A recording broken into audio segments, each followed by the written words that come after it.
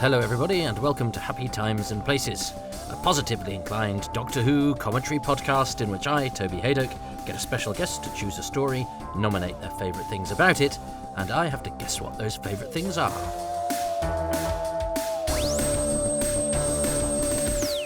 Hello, my name is Paul Cornell. I'm a writer, and you can find me on paulcornell.com. And my story that I'm going to nominate for Toby is The Curse of Peladon. Well, welcome everybody, and thanks to Paul Cornell, a very pithy Paul Cornell. I'm a writer, he says. He's not just a writer, he's a Doctor Who writer. And in fact, when I was a time tot, I only got my hands on a couple of sort of fanzines or Doctor Who Appreciation Society, stuff. And he was the writer. He was the fan writer. So he's a name I've known since I even heard about fandom, although I was never really, actively involved in DRAS or anything like that. But I knew his name, and then of course he became a writer professionally. And ultimately a writer of some of the very best of TV's Doctor Who, and I'm not quite sure why he's not done more. And actually, I'm due to do Human Nature, Family of Blood that he wrote very shortly, which is one that I expect to be a fairly easy one to eulogise because I love it.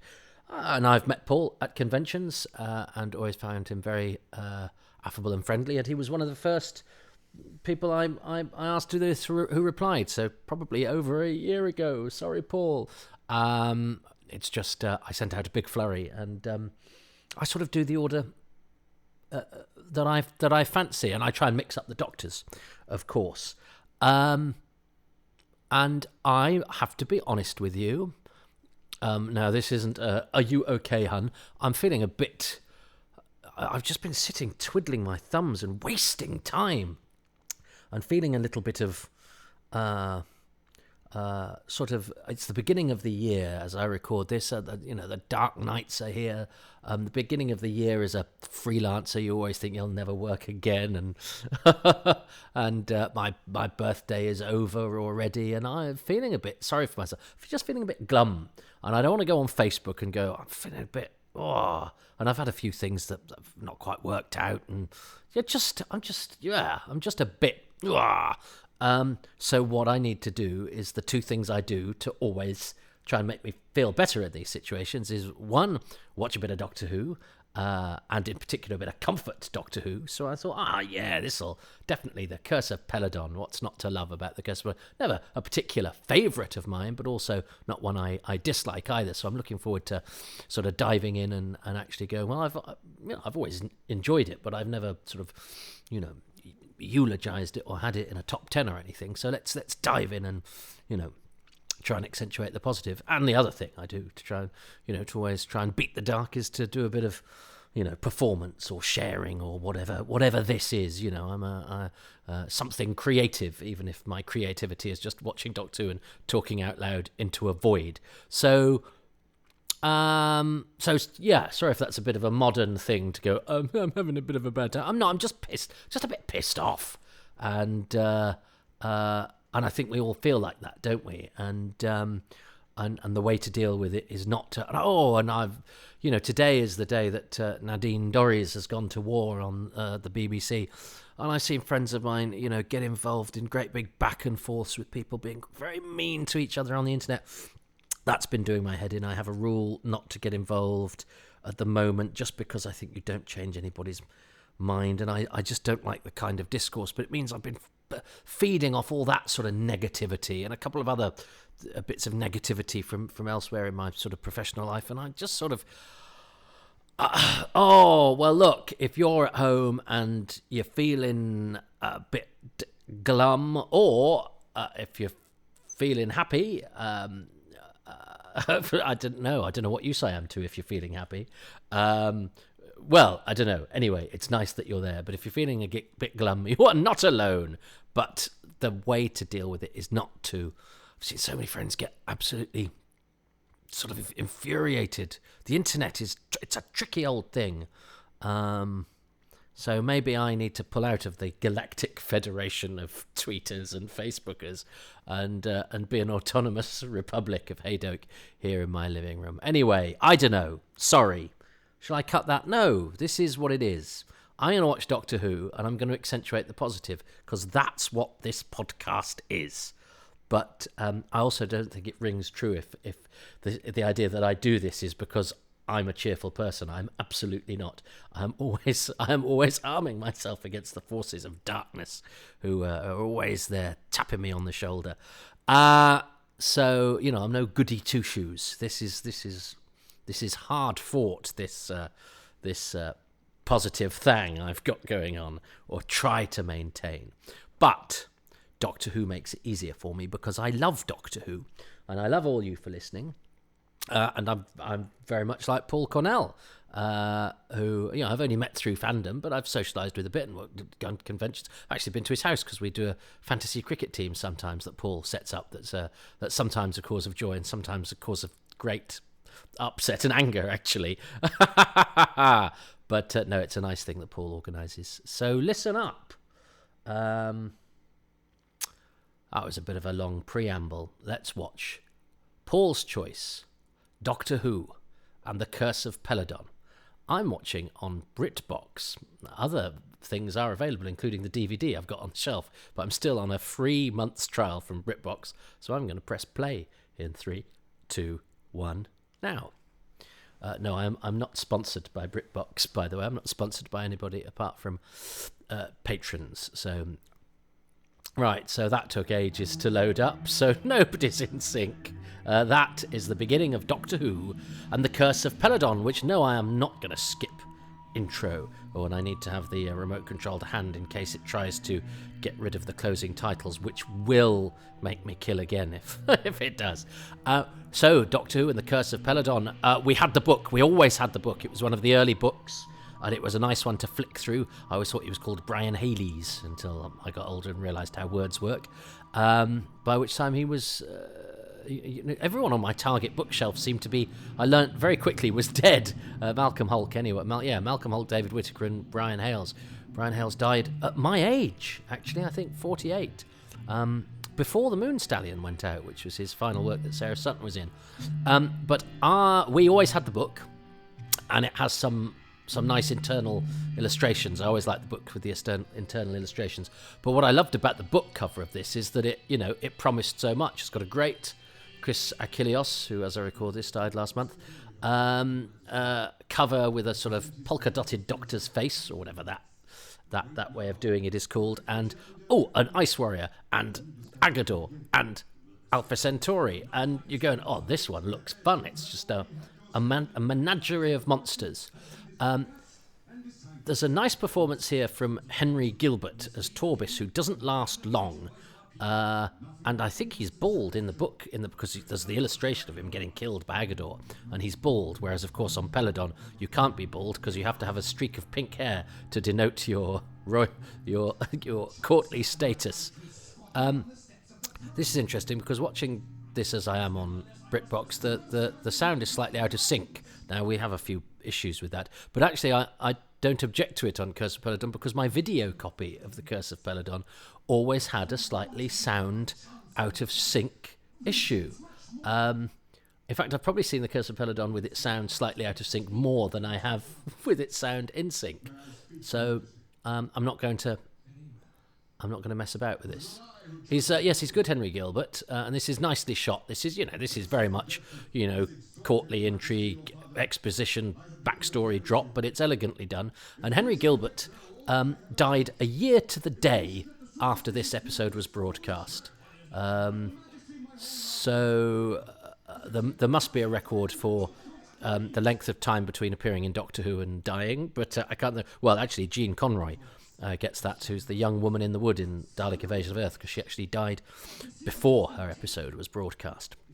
But that's one for another time. But anyway, a year to the day, I just notice is an interesting chronological curio.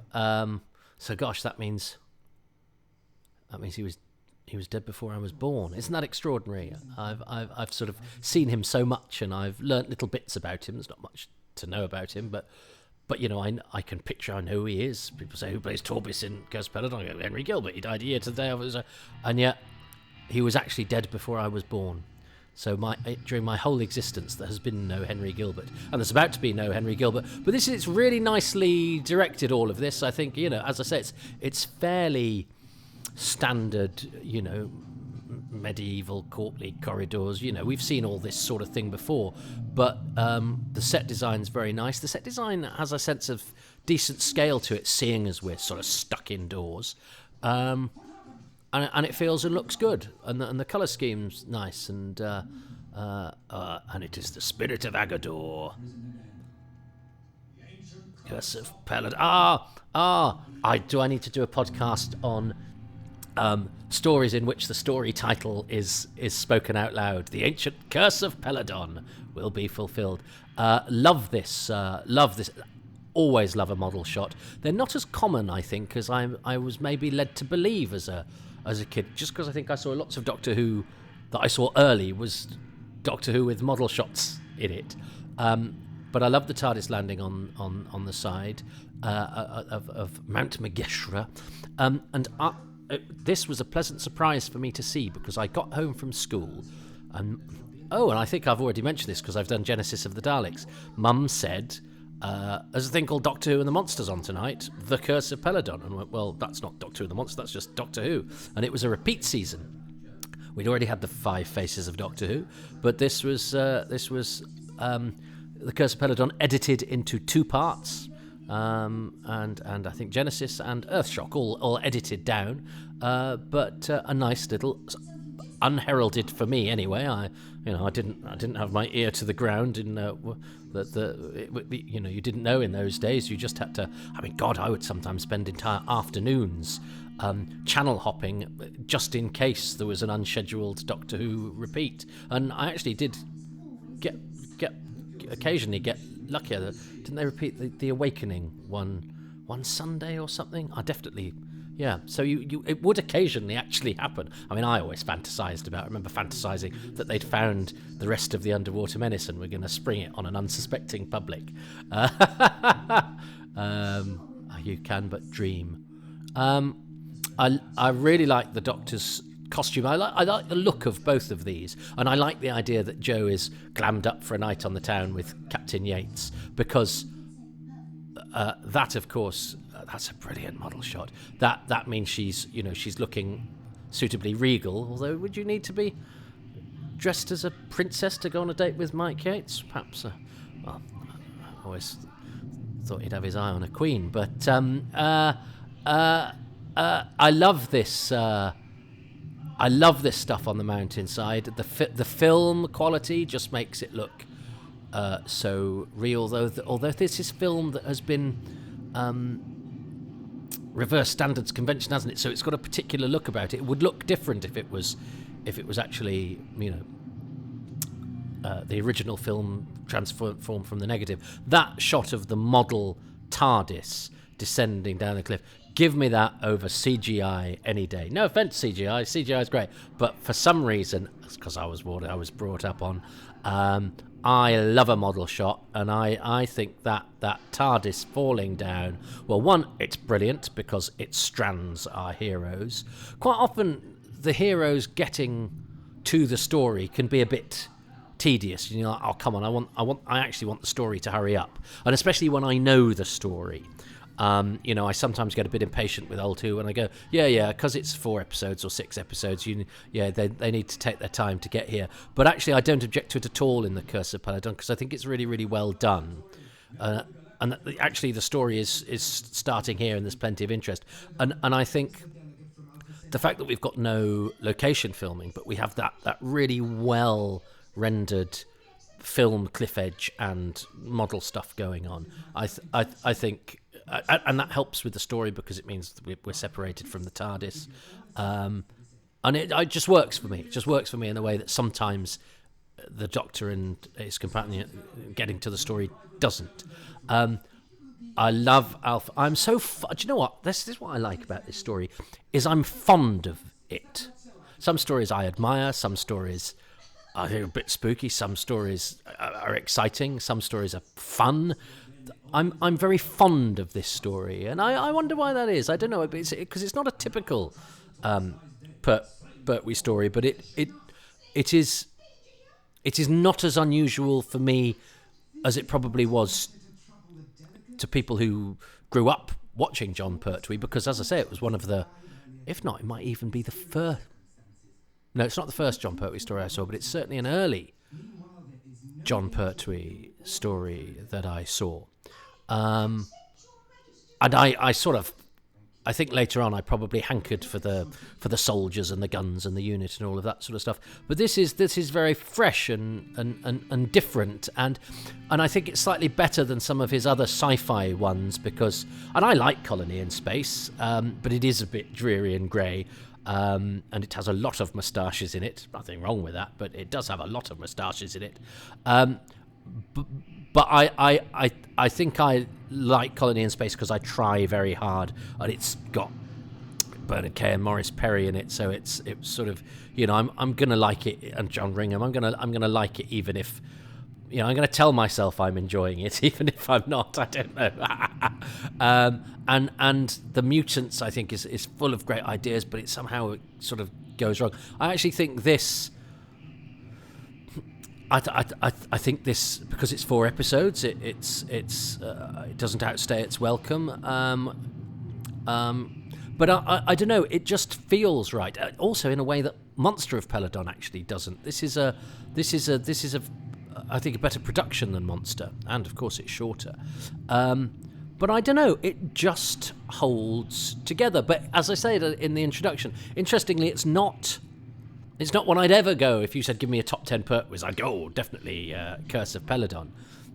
And when Paul submitted it, I didn't go, I need to do that one straight away.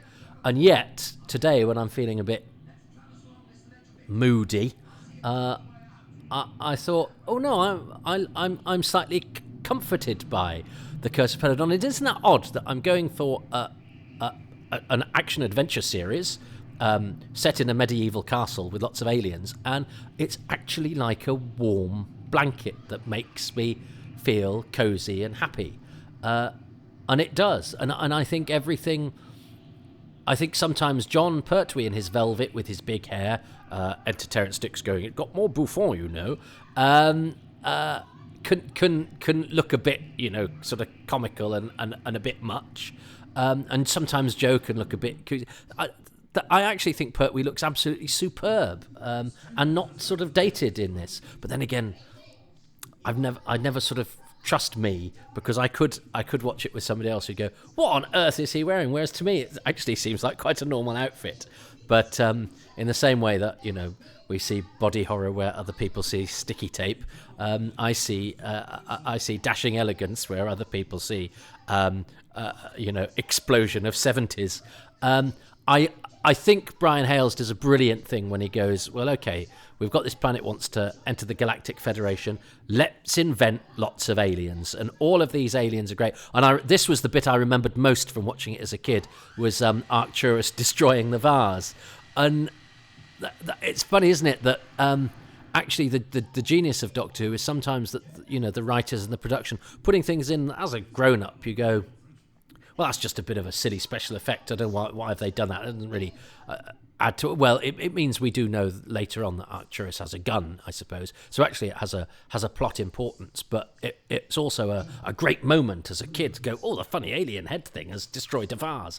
It's the bit I remember, very clearly. There are other bits, there are other images in this that I remember from watching, and I remember exactly the room in the house I was when I was a kid, and it was so exciting. But I think Brian Hales being absolutely brilliant, going, you've got all these alien delegates, and you've got Agador, the Beast of Peladon. And I think this video conversion that they've done, that gives it this slightly sort of pasteled, slightly fuzzier movement, actually, dare I say it, sort of works in its favour. It gives it a sort of fireside feel. It sort of complements the sort of flamey lighting. There's some beautiful shadow here. And I love the way that Epesh keeps going. She's the Earth Woman. And he goes, that's my mum you're talking about. But I totally buy the relationship between these two. I think Jeffrey Toone is a wonderfully dignified actor, who, of course, was he's Temesis in the Dalek movie. I actually met Jeffrey Toone. He was touring in a production of And Then There Were None, which also starred Lieutenant Scott from Earthshock and Davros. Michael Wisher was in it. And various others, Douglas Fielding from Z Cars. So I've got Jeffrey Toone's autograph, actually.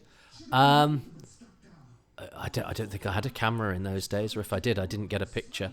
No, I didn't get a picture. You would now, wouldn't you? You'd get a selfie with Epesh. But I met Jeffrey Toone. In later life, he lived with the actor Frank Middlemas, who I once I served towards the end of his life in a cafe I was working in. So I met both of that household, and I never quite got. I don't know if they were. I think they were just chums, but you never know with the acting profession. Did they help each other out if they were tired? I don't know.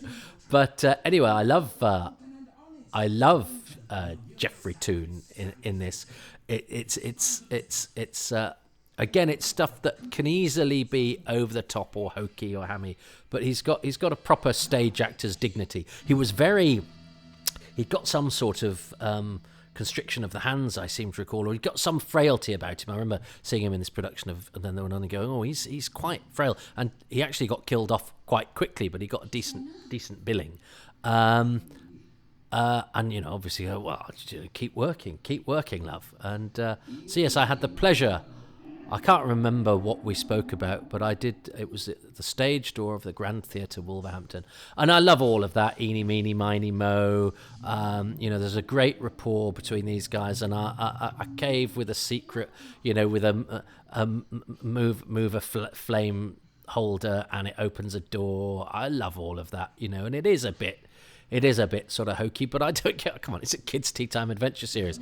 I think that's what makes it sort of cozy and fun. You go, I accept all of these things, and it doesn't mean I watch Doctor Who and accept stuff that's bad. I get very annoyed when Doctor Who is bad and is lazy, but this stuff is done with enough, especially as it bats him and he gets pissed off, which is just great. It's a way of having fun with those things and not being ashamed of them, and not trying to be too navel gazing and grown up about it, which I think occasionally Doctor Who fans want Doctor Who to be, because we feel guilty about it being fun. I remember this because this was a classic monster for me to see. And of course, by the time I was born, I was born during the Time Warrior. So in my living memory, the Ice Warriors were never in Doctor Who. And that was the case with a lot of sort of classic Who stuff that we loved. The top 5 monsters were the Daleks, the Cybermen, the Ice Warriors, the Sontarans, and the Yeti. Well, the Sontarans didn't turn up in my lifetime, or living memory, until the Two Doctors, when I was well established as in my head and viewing as a Who fan. I never saw. Oh, we got a Yeti in the 5 Doctors. We never got an Ice Warrior. And here we have the Ice Warrior, and I don't think I knew about the Ice Lord, as we must not call them, as the House Dammers Walker book points out in every Ice Warrior story. Popular myths. Slar is an Ice Lord. He is never referred to as such. You're going to mention that for everyone? Yes, we are. It's a point we've noticed, and we're going to say it every time. I love Stroppy Arcturus. I love all of these aliens. I think the array of aliens is brilliant, but I don't think I knew of an Ice Lord, because I'd got the book and I'd looked at the pictures, but I was too young to have read it or taken it all in, and of course it is revealed that the Ice Warriors in this are goodies. Now that, to a young viewer, blew my mind and seemed like the most sophisticated thing of all time. It made me think, and I love his costume, and the addition of the cloak from to tart it up from the seeds of death is a huge improvement. And Alan Bennion is great. Two people promised me Alan Bennion's autograph, and neither of them got it for me. He lived in Brighton, died a couple of years ago, and the Ice Lord in Doctor Who is probably the pinnacle of his career. He had a decent career, but this is, I think, certainly the most notable thing they did. This is a lovely piece of direction because the Ice Warriors advance, and you go, if you're a racist, you go, oh, I'm a bit intimidated by these green aliens because all Ice Warriors are bad, and of course, and so it's so disarming. Pertwee does it brilliantly because he does the I'm a bit scared, and then he does the oh hang on, and of course he will always maintain his dignity in a court situation, and that's a great thing about Pertwee's Doctor. I know people sort of take the mickey out of his fact that his clubbable nature and all that sort of thing, but I like the fact that he sets an example in courtly situations, and he knows how to say my life at your command to draconians, things like that. That is a great gag, and it's really nice in the book. And I think they had that section in the book when they did a Target. They did some Target specials in Doctor Who magazine, didn't they? And they looked at the different writers. And I'm sure the bit they had from The Curse of Peladon ended with that gag of, Arcturus going, I'm Arcturus, you're late. And that's great because it sort of says everything you need to know about him. He's the curt, rude head in a box. And this is a brilliant sort of wheeze. They're expecting the chairman delegate from Earth. They look the part, of course. The Doctor has an inherent class about him. Jo is dressed as a princess, and Katie Manning rises to the occasion. But it automatically means, oh, Katie's brilliant in this, and isn't she beautiful? I fell in love with her. I put TH for KM on my exercise book, and I said to my friend, do you know who that is? And he said, no. I said, that's Katie Manning. She plays Jo Grant in Doctor Who. And I genuinely thought I might be able to marry her. Maybe part of me still does. I think she's absolutely a picture in this, and she's brilliant the way that Jo, Princess Jo of TARDIS. And I think this is a whole great conceit because it's a bit like the time ring in Genesis. It's a thing hanging over our heroes that is always in danger of going wrong because they're lying. They're here under false pretenses. So every time somebody says we don't, we'll check with Earth, or if there's an idea that anyone will ever check with Earth, or that the actual Earth people turn up, or anything like that, their ruse is gone. And so, no matter what good they've done, they will everyone will automatically be able to say, "But you're a liar," and they're on a sticky wicket. So that's a brilliant conceit for the storytelling and for having our heroes in constant jeopardy. The Doctor improvises brilliantly in this. I'm loving this. I love what Pertwee does. And the Pertwee is not actually a particular favourite of mine. Pertwee was made for this sort of situation. And also the fact that he's still a bit judgmental of the Ice Warriors. But that seems so sophisticated to me that the series could go, well, those baddies, they can actually be goodies as well. That, to me, is however old I was when this was repeated. What was it? Was it something like 82, was it? I don't know. But I wouldn't have been, I was under 10. Made me think, God, Doctor Who is the most, it's really sophisticated. And I think that's brilliant because sometimes I think, people go, oh, what should we do what should we do different with an alien? And you go, well, don't do something different with it. I like that alien because of how it is.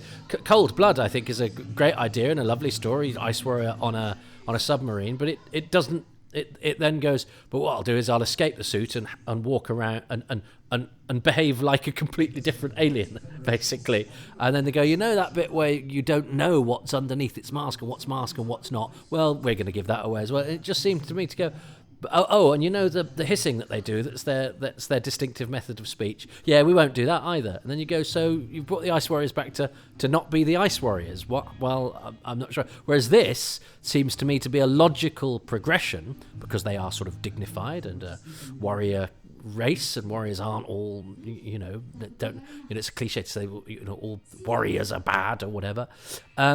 All aliens are bad. So the idea that they can have changed their warlike ways. I love this piece of incidental music, and I know it well. I don't know why I'm so familiar with this cliffhanger, but it's from subsequent, because we didn't have it on Doctor Who and the Monsters. Oh, and I have to press a button, or my reflexes are still there to save the closing titles.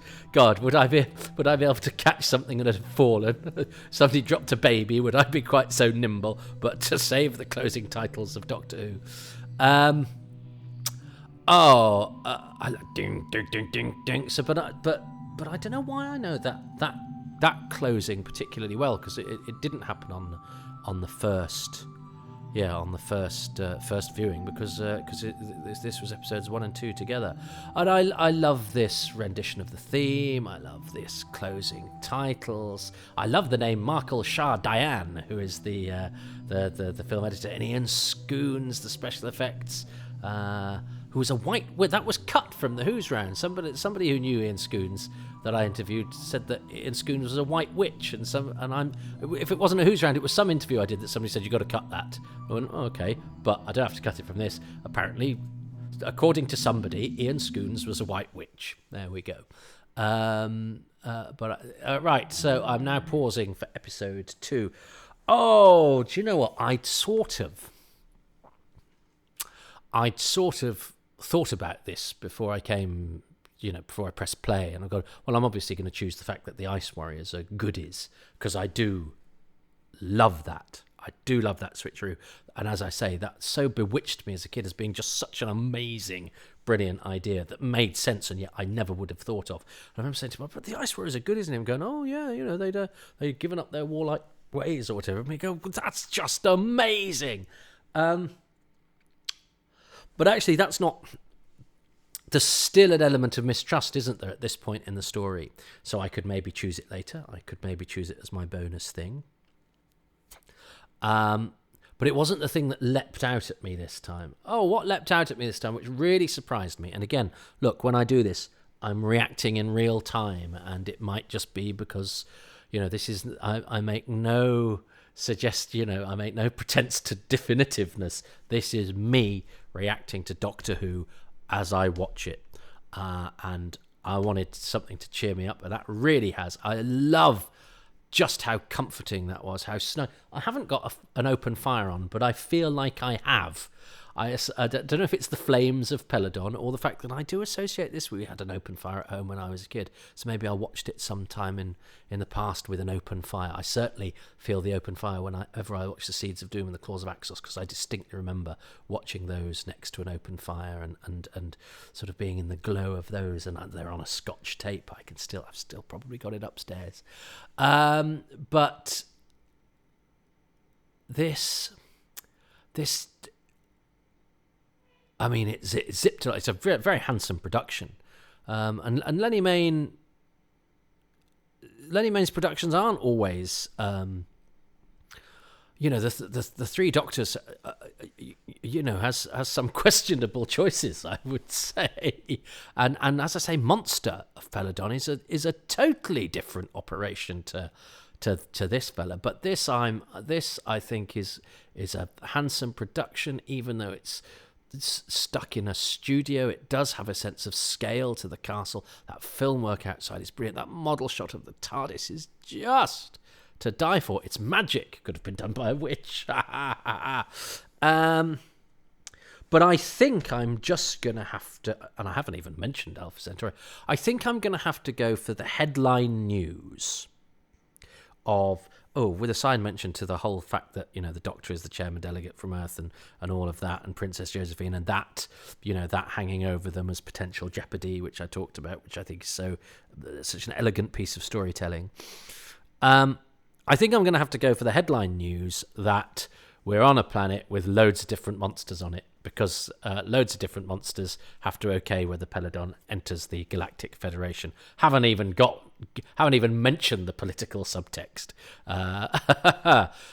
So I wonder if Paul will go for something along those lines of the fact that there is a menagerie of creatures that is just sort of what Doctor Who is all about, but you don't often get stories with a whole number of different monsters in, all with such brilliantly sort of delineated personalities. Yeah. If he says it's the Ice Warriors being good, I'm going to smash the world to pieces because it will remind me of the world I'm trying to shut out at the moment. What has Paul Cornell chosen for episode 1? My favourite thing from episode 1 is that Joe is going to go out on a date with Mike Yates, because that sort of tiny little characterisation of the regulars is fascinating. And these tiny little snippets, and they were minuscule compared with anything in modern television, really kind of put just the first beginnings of a structure in place that would last for the rest of the show. From episode 2. Phew! I cut that. He's quick, isn't he? He's quick. He's a scriptwriter of economy. You see, it's just. I do agree that is a wonderful thing. I love all of that sort of world building that is, as Paul says, is nothing like to the scale that you get in modern television and modern Who, where we know the ins and outs of how sad everybody is, and that's fine, and that's right, and it's good, and I've wept along with the rest. But you got nothing to that sort of scale in the old days. But the little nods that you did get.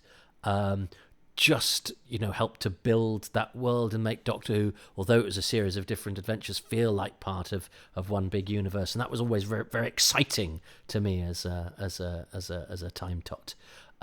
So yeah, I accept Paul's choice of Joe Grant going on a date with Mike Yates, but sadly that is not what I chose. But I can very much understand why. But I have to say that's one of those episodes where I could have chosen any number of things. And even the one that Paul chose wasn't on my list of things to choose, but I could happily have chosen that as well. If somebody had said, what about that? And I'm going, oh yeah, I could choose that. So, well, not a great start in terms of me winning the competition, but I certainly feel better than I did 37 minutes ago. God, I must have done quite a long intro, sorry. It's only a 25-minute episode.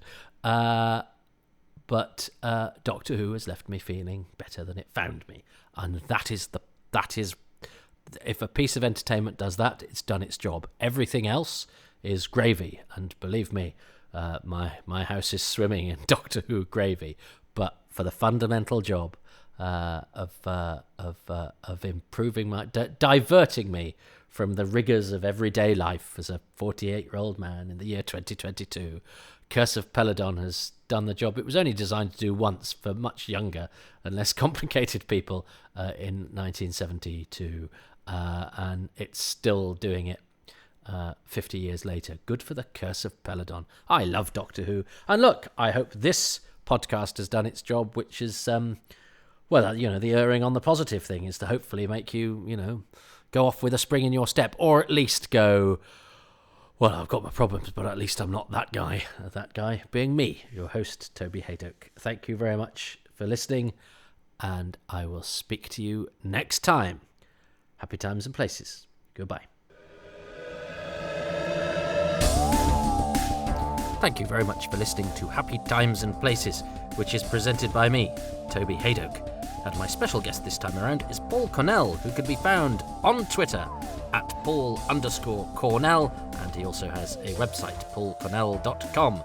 I would like to very much thank patrons of this podcast, to include Ruben Herfindahl, Peter Burns, Peter Harness, Rob Leonard, Stephen Moffat, Richard Straw, Nick Tedston, David. I think David wants to be anonymous. If you don't, David, please tell me. There's a couple of Davids, actually. Jenny at Bluebox99, Paul Cannington, Paul Cook, Richard Chalk, Peter Crocker, Rob Dawson, John Deere, Chris Dunford-Kelk, Paul Dunn, Jason Gorman, Siobhan Galichon, Ian Key, Joe Llewellyn, Darren Mackay, Adam Parker, and Barry Platt. The music for this podcast has been composed by Dave Gates, and the artwork is by Dylan Patterson. Oh, it's all go on patreon.com/Toby Hadoke, where you can go and subscribe for as little as £3 a month. And you know what? If you sign up for a year, you get 10% off. Even that. What do you get at Patreon? I hear you cry. I don't hear you cry. But just in case you're thinking that, you get bonus releases, you get advanced material, and you get a bit of chitter-chatter as well. All sorts of... Oh, and photos of my dog. I have to say, probably the most popular part of it is photos of my dog, which is heartbreaking for me, and yet, you know, that's just life, isn't it? If you want to join the Bernard Hadoke Appreciation Society, go to patreon.com/Toby Hadoke. Look, not everybody can do or wants to do, fair enough, the monthly commitment. However, if you still want to support the podcast, you can do so at kofi.com/Toby Hadoke, where you can pay whatever you want, whenever you want, as often or as little as you want. And that's a great model too. I hate all this sort of coming cap in hand to you, but it's the way of things for self-employed performers. Is this performing? Is that what this is? Well, whatever it is. But look, if you can't do any of the financial things, that's totally fair enough. I'm grateful to you for listening and for not having shot yourself by now. But what you can do that is free is go to iTunes and give these 5 stars and a positive review. That really helps my algorithms. And if you want to know what I do the rest of the time, I'm a stand-up comedian, have been for 24 years. Well, no, the comedy club I run has been going for 24 years, so I've been going longer than that. But the comedy club, it's won several awards. It's just won another one, actually. It's just won 2. And it's every Tuesday at Excess Malarkey in Manchester, 8 p.m. And if you can't get to Manchester but want to avail yourself of it, well, we do an online show 8 p.m. first Sunday of every month at twitch.tv/Excess Malarkey. In fact, if you go there now, you can get access to an archive of various bits and bobs that we did online. We went online for the pandemic and have sort of carried on, but not with quite as much regularity, because we're back on stage live Tuesdays, 8 p.m. Excess Malarkey in Manchester. Be great to see you there if you can make it.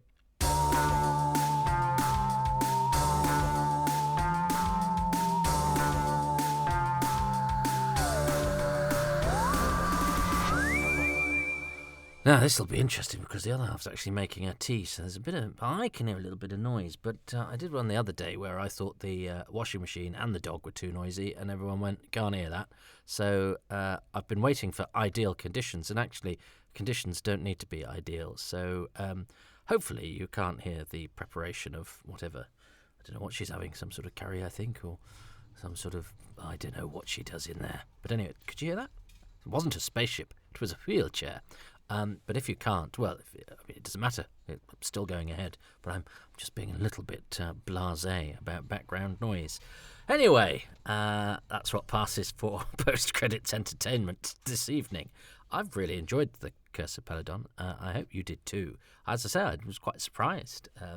For no reason either. But it's like a big warm blanket made of a menagerie of aliens and flaming torches. Right, bye.